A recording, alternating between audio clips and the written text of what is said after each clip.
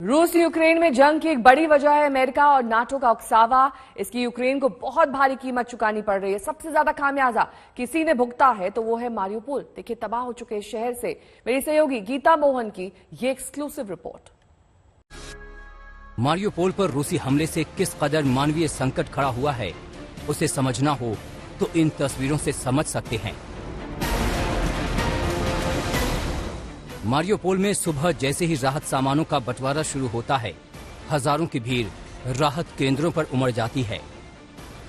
मेरे पीछे आप देख रहे हैं हजारों की तादाद में लोग यहाँ मारियोपोल में मेट्रो शॉपिंग सेंटर के बाहर लंबी कतारों में खड़े हैं। क्यों? क्योंकि ह्यूमैनिटेरियन एड और जो बेसिक खाने पीने का सामान है वो यहाँ उन्हें मिल रहा है। आज मारियोपोल पूरी तरीके से रूस के कंट्रोल में आ चुका है और इसी वजह से ये जो एड और ह्यूमैनिटेरियन असिस्टेंस प्रोवाइड कर रहा है वो रूस की सरकार और डोनेट्स्क के अथॉरिटीज कर रहे हैं। दोनों मिलकर यहाँ पर ह्यूमैनिटेरियन एड प्रोवाइड कर रहे हैं। हमने लोगों से बातें की। यहाँ पे जो औरतें हैं रोते हुए हमें कह रहे थे कि उनके पास जाने के लिए कोई जगह नहीं है। पैसे निकाले तो कैसे निकाले, बैंक्स काम नहीं कर रहे, बाहर कैसे इंफॉर्मेशन क्या चल रहा है क्या नहीं उसके लिए कनेक्टिविटी नहीं है और इसीलिए काफी लोग अभी भी यहाँ पर फंसे हुए हैं। ह्यूमैनिटेरियन कॉरिडोर से जाए तो कहाँ जाए?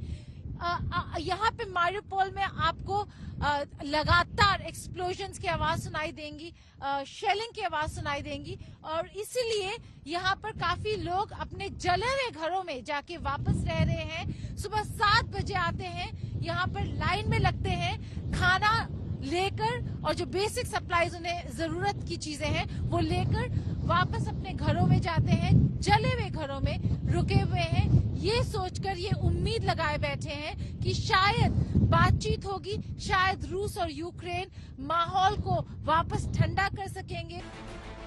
जब विनाश इतने बड़े पैमाने पर हो तो इस तरह की त्रासदी स्वाभाविक है। ये मारियोपोल की 2 तस्वीरें हैं जिसमें एक में उसकी खूबसूरती नजर आती है, दूसरी में उसकी बर्बादी। मारियोपोल में रूस की सेना ने हर तरह की इमारत पर मिसाइलों से टारगेट प्रैक्टिस की।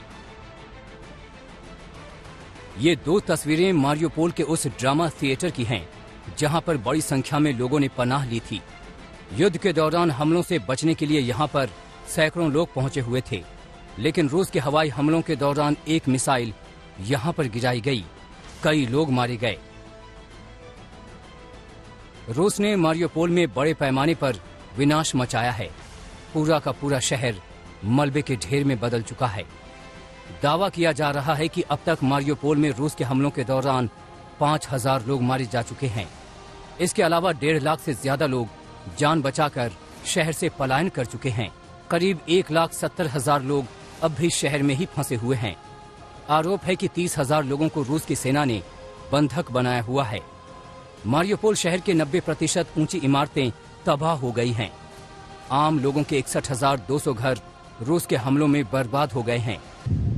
हम यहाँ मारियोपोल के रास्ते पे हैं। यहाँ पर बहुत सारा मोटर शेलिंग और फायरिंग हुआ है। यहाँ पे ट्रक्स जो है वो उन्हें जला दिया गया शेलिंग के अटैक में। मारियोपोल मटिया मेट हो चुका है, लेकिन शहर को फिर से खड़ा करने लायक जिंदगी बची हुई है। बर्बादी के बीच हमें वहाँ एक अजीबोगरीब तस्वीर भी दिखी।